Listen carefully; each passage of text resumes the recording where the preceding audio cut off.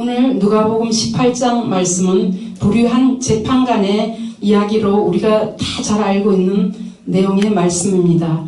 하나님을 두려워하지 아니하고 사람을 무시하는 한 재판관이 있었는데 그 한 가부가 매일 자기의 원수의 원한을 가지고 와서 재판관에게 나의 원한을 좀 풀어주소서 하고 매일 번거롭게 하는 거예요. 그래서 이 재판관이 생각할 때 내가 들어주지 아니하면 이 여인이 가부가 와서 매일 나한테 귀찮게 하겠다 이런 생각을 하고 그 원한을 풀어주는 것을 볼 수가 있습니다. 그러면서 주님께서 말씀하시기를 하나님께서 그 밤낮 부르짖는 택하신 자들의 원한을 풀어주지 아니하시겠느냐, 저희에게 오래 참으시겠느냐. 그 불의한 재판관도 그렇게 그 소원을 들어준 것처럼 우리 택하신 자들이 밤낮으로 밤이나 낮이나 와서 하나님 앞에 기도할 때에 그 기도를 들어주지 않겠느냐, 그런 말씀이거든요. 그래서 우리는 기도를 얼마 하지도 않고 실망하고 좌절하고 주님께서 응답이 없다고 그렇게 말할 때가 많이 있어요. 그런데 밤낮으로 우리가 얼마만큼 그 문제를 가지고 하나님 앞에 부르짖어 기도했는지 나를 한번 점검해 보시기를 바랍니다. 하나님께서 그 어떤 기도도 주 예수님의 이름으로 기도할 때 다 들어주시겠다고 했어요. 그런데 그 기도가 오랫동안 이루어지지 않으면은 저부터도 좀 낙심하고 한 3년 정도 기도했을 때 응답이 없어. 한 5년 기도했는데도 응답이 없어. 7년 기도했는데도 응답이 없어. 이제 하나님께서 내 기도를 듣지 않으셨는가 보다. 하나님께서는 나를 예면하시는가 보다. 내한테 어떤 문제가 있는가 보다. 이런 생각을 하면서 우리가 그 기도를 또 포기하고 안 하는 경우가 많이 있어요. 저도 계속 자녀 때문에 이렇게 기도를 하는데 환경이 변화되지 않고 그 기도한 제목들이 자녀들이 바뀌지 아니하고 이런 것을 봤을 때 진짜 기도하다가도 힘이 빠지고 낙심이 되고 하나님께서 내 기도를 듣지 않는가 보다 그러면서 그 환경을 볼 때 이렇게 낙심할 때가 많이 있었거든요. 그런데 오늘 말씀 끝절에 보니까 주님께서 이 기도에 대한 말씀을 하시면서 세상에서 믿음을 보겠느냐 하시니라 이런 말씀이 있어요. 그래서 제가 이 말씀을 생각하면서 봤을 때 이 믿음이라는 것이 과연 무엇인가.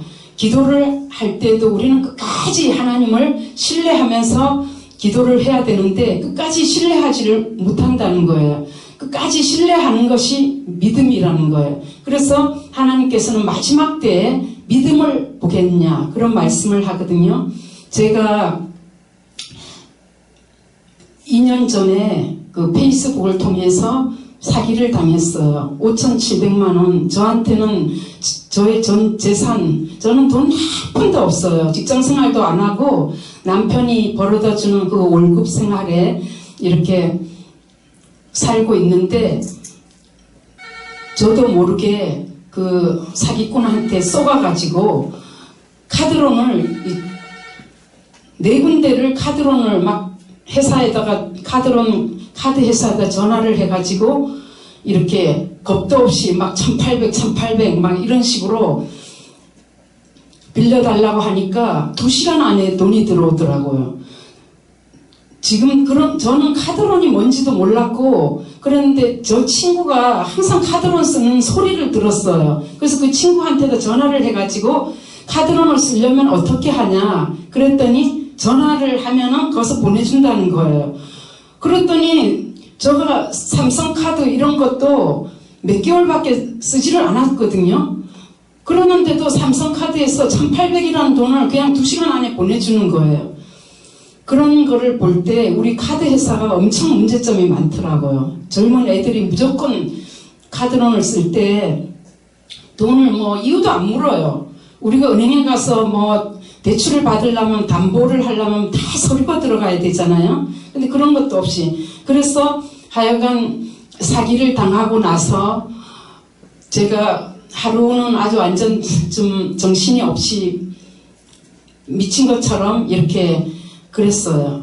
그러면서 이거를 과연 어떻게 할까 그러는데 주님께서 이렇게 담대함을 주시더라고요. 왜 그러냐 하면은 그 사기를 당했을 때 제가 그 영혼을 전도를 하려고 우리나라에 들어오면은 우리 교회 옆에 와갖고 전도를 해야 되겠다. 그 3명, 그 자녀 2명에다가 그 스토리가 있어요. 하여튼 그 뭐 로맨스 사기를 하는데 요즘에 거기에 많은 사람들이 걸려들더라고요. 저만 그런 게 아니더라고 보니까.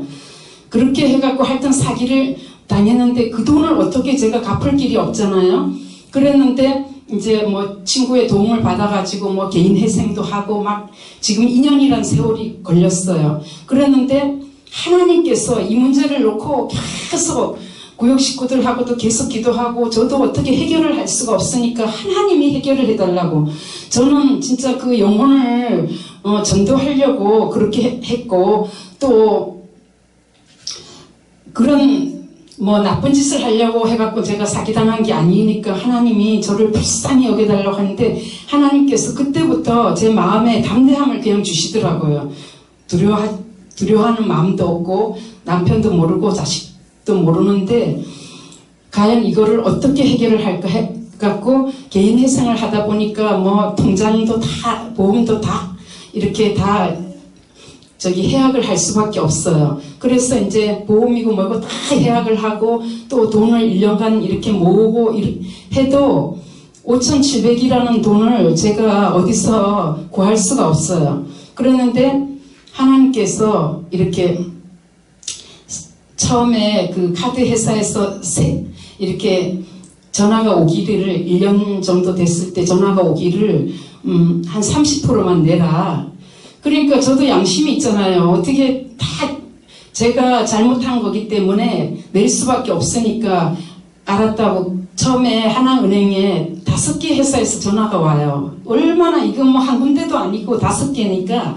근데 처음에 하나은행에서 이제 300만 원이 있는데 150으로 50%지요. 그렇게 해결하고 또 삼성카드를 30% 560으로 해결하고 또 국민카드가 제일 쉽더라고. 거기는 전화 한 통 하니까 30% 무조건. 그래서 3개를 해결하고 2개가 남았는데 하나카드 신한카드가 남았는데 여기는 죽어도 30%를 안 된다는 거야. 50%를 내라 하는데 제가 가지고 있는 돈은 딱 30%밖에 없었어요. 그래서 계속 기도하면서 그랬는데 그 사람들이 법적으로 신한카드에서 법적으로 들어가더라고요. 그래서 이제 제가 그 법적으로 한번 가고 그러면서 그 담당자하고 통화를 하면서 제가 50%까지 주겠다 했어요. 그런데도 안 된대. 60%를 달라는 거야. 그래서 저도 자존심이 있고 하니까 니네 마음대로 해라. 그러면서 이제 던져놓고 하나님 앞에 기도하면서 하나님 30%만 되면은 제가 대박일 것 같다고.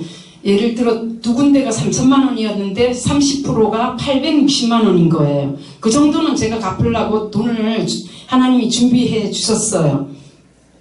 그래서 계속 기도를 했는데 하나님의 방법으로 이제 신용회복을 가게 됐고 신용회복에서도 사실 30%가 나오기라는 쉽지가 않은 거예요. 신용회복에서도. 그런데 신용회복에서 이제 전화가 와갖고 저는 마음을 비우고 갔어요. 가갖고 이렇게 용치를 딱 보니까 돈이 뭐 그때 당시는 나는 30%인지도 모르는데 860이 나온 거예요. 860이. 이야 이거 너무 감사하다. 대박이다. 막 이러면서 이제 그렇게 해갖고 이제 이거를 한 달에 860을 1년 동안을 잘 갚으면은 그 다음에는 15%를 또 DC를 해줘요. 그러니까 30%가 안 되잖아요. 그래서 지금 그리고 나갔고 며칠 뒤에 내가 이렇게 딱 생각을 하니까 딱 860, 30%가 나온 거예요. 그 돈이. 그렇게 기도한 대로. 너무 정확하시더라고 하나님께서. 그래서 하나님이 해결을 해주셔갖고 지금 해결이 다 됐어요. 2년 만에 이제 해결이 됐고 이제 1년 갚으면은 15% 그거 하는 거는 이제 제가 돈이 있으니까 아무 걱정 근심 없이 이제 여기에 대해서 그렇게 다 해결이 됐는데 저는 사기를 만나고 나서 하나님 앞에 감사를 드렸어요. 처음부터 끝까지 감사. 하나님 감사합니다. 예. 제가 어릴 때 서원 기도를 해놓고 신학을 안 갔어요. 뺑뺑이 돌고 아주 그렇게 하다 보니까 공중전 이렇게 지상 6회전 다 겪고 났는데도 그렇게 고집이 세갖고 신학을 간다는 생각을 못 하는 거예요. 그런데 하나님께서 사기를 만나고 나서 이제 나는 두 손 들 수밖에 없잖아요. 물질도 다 그렇게 됐지. 여러 가지로 어려움에 아주 사방으로 우겨싸움을 당했어요. 그러니까 내 고집이 꺾이더라고. 그런데 하나님께서 얼마나 하나님의 섭리 가운데 인도를 하시는지 제가 어느 그 심리치유 그 상담하러 3년 반 동안 공부하러 다녔어요. 거기에 하나님이 지금에 있는 한국신학교 사람을 보냈더라고요. 거기다. 그래서 그 사람이 저한테 하는 얘기가 나 얘기를 이렇게 듣더니까 신학을 가야 되겠다고 그렇게 얘기를 하는 거예요. 이제 병들기 전에 말 안 들으면은 하나님이 나 몸까지 친대요. 그런데 그게 하나님의 소리로 들리더라고요. 그래서 제가 신학을 이제 사기를 만났기 때문에 이제 두 손을 들은 거지요. 그래서 그런 거를 생각해 봤을 때 하나님 앞에 서원한 사람은 죽을 때까지 그거를 하나님이 찾으시더라고요. 서원한 사람은 분명히 하나님 앞에 순종을 해야 돼요. 안 하면 안 되더라고요. 해로울지라도 갚으라 그랬잖아요. 그래서 하나님의 말씀이 정말로 율법의 1.1핵이라도 없어진다는 그 말씀이 너무 정확하게 맞다는 거를 하나님이 진짜 저를 머리털 하나 없이 세시고 눈동자같이 지키신다는 그 말씀이 저가 다시 한번 경험이 되더라고요. 제가 신학을 갈 사람이 아니거든요. 그래서 그런 어려움이 있었지만은 저는 그 사기를 당하면서도 그 사기꾼한테 절대로 미워하지 않았어요. 그게 주님이 주신 마음이잖아요. 그 사람을 불쌍히 여기고 하나님 그 영혼 하나님께서 불쌍히 여겨주셔서 예수 믿고 끝에 그랬어요. 예수 믿고 구원받고 천국에서 만나야 된다고 저는 복음을 전했어요. 그러니까 제 마음도 너무너무 이렇게 평안하고 그런 가운데서도 사람들이 얼마나 힘들었겠느냐고 그렇게 말을 해도 주님이 함께 하니까 주님이 이 마음과 생각을 지켜주시니까 하나도 두렵지가 않고 마음에 평안이 오더라고요. 그러니까 우리가 하나님 앞에 기도하는 것도 끝까지 포기하지 않고 기도하면 하나님이 다 듣고 계세요. 안 듣는 것 같아도 그때 그 기도에 응답을 해야 할 때 하나님께서 응답을 꼭 허락해 주시는 좋으신 아버지 하나님이십니다. 이것으로 말씀을 마치겠습니다.